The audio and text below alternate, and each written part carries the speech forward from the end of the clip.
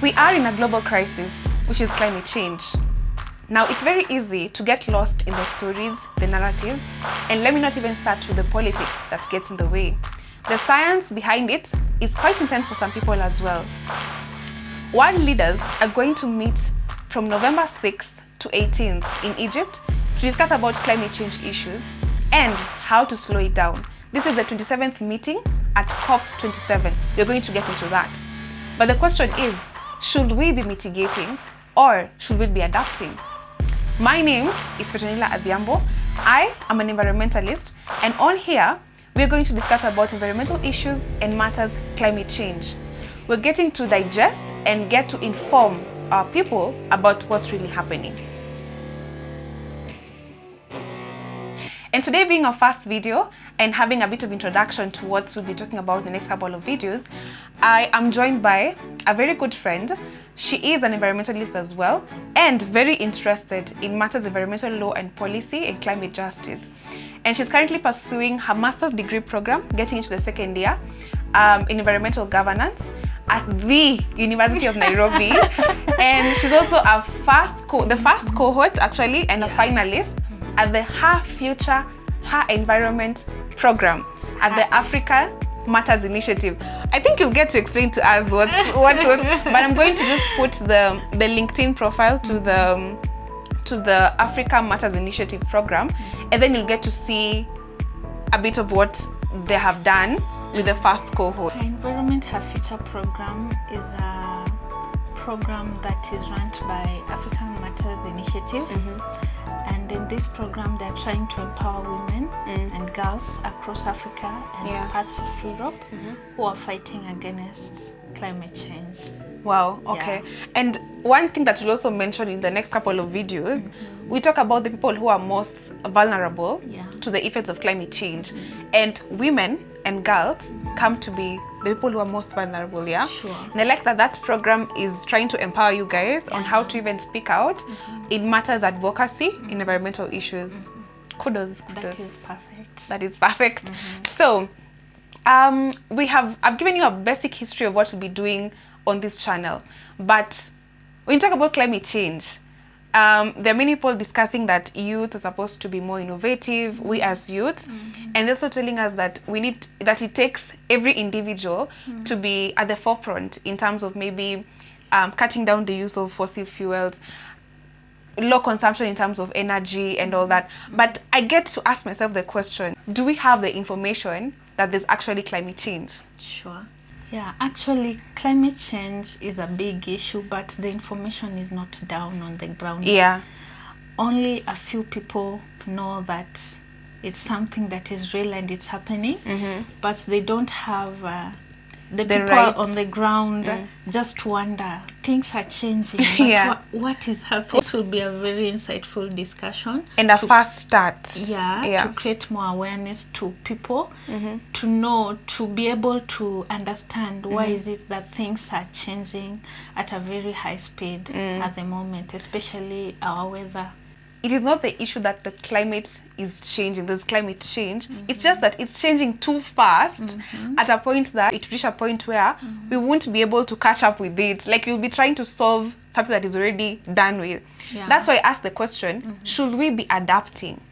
If it's hot, we will just try to find a way of living as human beings. Or should we be mitigating? Should we now be looking at ways that how do we actually stop this and reduce our emissions to be able to maybe limit the climate changing at that kind of speed, you know? Yeah. So with all that, we're going to start from the basics. The basics from you understanding what is the environment really? What is climate change? And how is it changing? So from the beginning, we'll start with what is the environment? Okay, the environment is everything that surrounds us. The air we breathe, the buildings we live in, the forests, the water bodies that are around. Everything that surrounds human beings is the environment. That is basically what we can explain as environment. And we human beings as well contribute, like we are part of the environment. Yeah, we are part of the environment because we actually depend on the environment. It's a symbiotic type of relationship. Yeah. Since we depend on the environment for all that we eat, for the food that we drink, even for enjoyment purposes, like when you're going to swim, you need the water. Sometimes nature just heals. When you talk about issues of mental health, we are in Mental Health Awareness Month in October. When you talk about mental health awareness, nature also feeds us that kind of refreshing energy to assist us maybe reduce our stress levels and everything that it comes with it. Yeah. So now that we've unpacked what environment is, how is the environment related to climate change? And before we start from there, what is climate? Okay, climate is the long-term weather pattern of a place. That's why some areas can be defined as wet areas, areas of Mount Kenya and parts of Western region. And also that's why some areas can be defined as dry areas. It's because of the long-term weather pattern of those areas. Yeah. Yeah, and that's now brings the difference between climate and the weather. The weather is the day-to-day, hour to hour. Yeah. Right this minute it's just raining. The next minute there's the sun. So there's rainy, sunny, so that's the difference. Sure. The climate is over a long time. Now that you've understood what climate is, what really is climate change? So climate change is the abnormal shift in the climate conditions of a place. That's why you find that some areas that were used to be so wet are now dry areas, and areas that were very dry are now receiving rainfall. So there's that abnormal shift. And even as we were talking the other day, if you realize in Nairobi this year, both the short rains and the long rains have failed. Yes. The place is very cold. You might think that it is raining, but it's really not. It's not raining. Yeah. It's really dry, and there's a lot of dust out there. So this abnormal shift in climatic conditions is what we can call climate change. Okay. And also I was telling you this morning that in Nigeria right now, areas that are very dry are experiencing flooding. Wow, okay. And then those states that were very wet are not receiving any rainfall. So that is basically what is climate change, that abnormal shift in climate conditions. Yeah. From what she's explained, when you look at the scientific data, it is stated that human beings are the ones who release more emissions to the environment that in itself now lead to climate change. When you ask ourselves what emissions are we releasing to the environment, hold on to that thought because we're going to discuss about that, right? Sure. So now, as we try to unpack this, we're going back to the basics. The history of climate change so that you can be able to understand how we are contributing to now climate change increasing at a fast speed over the years. Let's go back to 1950s. This started way back in the 1950s. Yeah, during the Industrial Revolution, yes. During the Industrial Revolution, when we started to have like many industries coming in, cars being invented and everything, we used to start releasing like there were like trial and error being made and all that. That is when those trial and errors are being made, the emissions started to increase slowly by slowly. It was not easily detected because it used to go, the effects were not being actually felt, but it reached a point. I'm not sure of the year. It reached a point where we're now realizing that there's a shift gradually.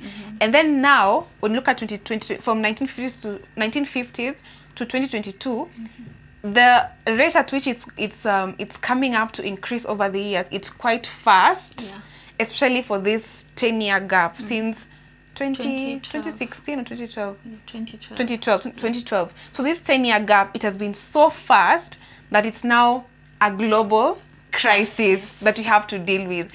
And if we don't fix the issue, what is happening now will be twice the effect in the next 10 years, right? Yeah, sure. So right now we can say that climate change cannot be ignored. Yeah.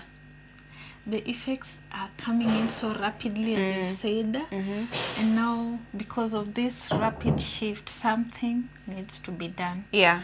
Awareness needs to be created, and people need to know how all this started, and what do we expect in the future? In the long run. In the next couple of videos, we're going to talk about even more, because there are different policies that are that have come up to solve the issues of climate change. For example, in 2016, we had the Paris Agreement. So different member states signed that agreement. But 3 years later, USA dropped out of the Paris Agreement. Yeah. Mainly, it was a political issue. But then again, China, we saw China. I don't know, there's another country also. There's some countries, I mean, among the G20 countries, that really wanted to use coal. Coal is a harsh fossil fuel that can have very much negative effects to the environment. So some of these countries, the G20 countries, I may say, that are in the global north, really wanted to use coal in their industrial activities. And with that, the effects are continuing to be faced over the years. And also to mention, when we started the Industrial Revolution, we started exploiting our natural resources slowly by slowly. We were taking resources to improve on our technology, and we were not very keen on how we can solve even the waste that we produce. That is that of course increased the emission levels, and when the emission levels increase, the temperatures of the earth start warming. Yeah. And now, when you mentioned something that we've not touched on, warming of the environment, global warming. Global warming comes from, now, let's give a typical example. As we release different emissions to the environment, like CO2, when we burn all these fossil fuels like coal, oil, normal petrol that we use in our vehicles, as we release so many emissions, because nowadays people have so many personal vehicles on the road, there's too much traffic because everyone is driving. So those emissions, when they get to the atmosphere, and then there's also sunlight coming in that hits us, these gases like CO2 and methane absorb the heat from the sun.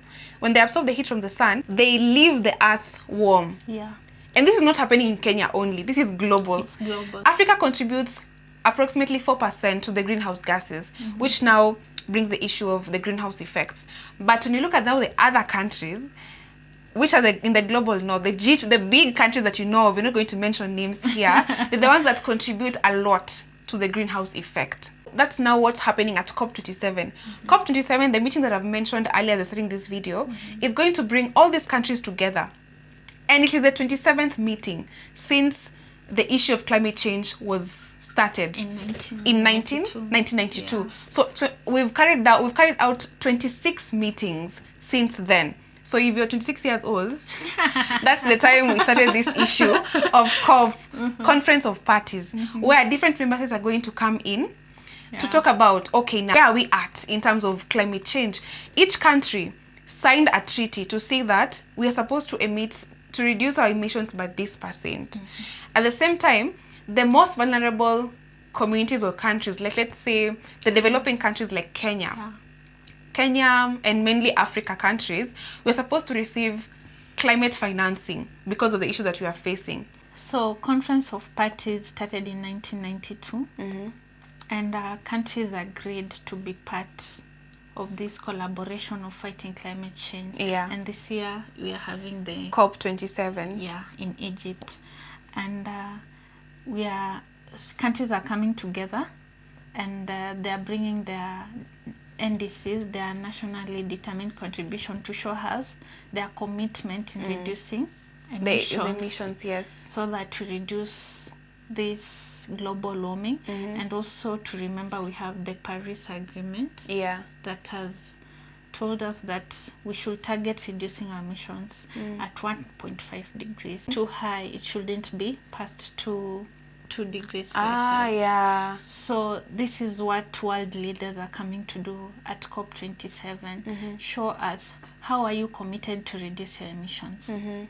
Show us, how are you committed to finance climate activities so that you protect the most vulnerable? Show us, how are we committed to show a just transition, especially in energy sector, because climate change effects are not the same for all of us. The way it affects girls the way it affects men, the way it affects people in dry areas, the way it affects Africa and the way it affects Europe is totally different. Yeah. So countries are coming together, and we are expecting that they should actually shift from words to action. Yeah, they should shift from words to action, because we've done all these negotiations. Now I think it's time to implement. Yeah. The negotiation part is over. It's time to pull ourselves sleeves and get down to action. Yeah. So oh yeah, that's why there's a time I was seeing youths here in Kenya, in Nairobi precisely, they were carrying placards and saying it's no longer about the talk, and if it's coming into the country, how is it being utilized, you know, and if it's reaching the right person. Oh yeah. Yeah. Climate financing is also a big deal. It's also a big deal. There is need for transparency when it comes to climate financing, so that we ensure justice is for all. Climate justice is for all. Wow. Yeah. I think the President Ruto has been very, very vocal, and he has stood his stand when it comes to climate change. From the day he was inaugurated, he told Kenyans that climate change is going to be central, a central thing in his administration, because currently like 34 of our counties are experiencing food insecurity. Yeah. Why? Because the rains have failed, and Kenya is a rain-fed country. There's a lot of abnormal shift in climate in these areas. That's why people cannot access to food. And I'm happy that he recognized food insecurity is an underlying effect of climate change. Yeah. And also when he went to Unga, he spoke so strongly, and he also asked world leaders to collaborate and fight these issues of climate change, because very soon it will fall out of our hands if we don't do something. So the president is very passionate, and I can see a lot of political will in him to come up with strategies and to create finances to fight climate change. On to the next. The Shamba System issue was very controversial in the last couple of weeks, and I just want to read out something that Esther wrote on her LinkedIn, which was very informative, and it's her opinion. Yeah, and I loved it. So you could just maybe leave your two cents about what you think about this and the whole discussion. Yeah, so I'm going to read it out loud now. Okay, this approach immensely destroyed Kenya's forest cover in the 90s on towards the 2000s. In the face of the current food insecurity that is highly attributed to the climate change, the Kenyan government should instead focus on reforestation and reclaiming grabbed forest land. Food insecurity cannot be solved by allowing farmers into the forest. That move could only increase the current food situation when farmers illegally destroy forests by cutting down trees and extending the forest boundaries. Natural forests should be seen as an ecosystem service provider, and materials that have dropped there should be left at that point because they are part of the ecological process. In the words of Professor Wangari Maathai in opposing the Shamba System, she said, "Allowing food production in the forests slowly damages the centuries-old ecosystem. No matter how many trees are going to be planted, we owe it to ourselves and to the next generation to conserve the environment so that we can bequeath, or rather provide our children, a sustainable world that benefits all. It is unsustainable and destroys biodiversity. Farmers also destroy trees and illegally extend our boundaries. For our sake and that of our future generations, we must protect our forest." And that's the end of this video, and see you to the next.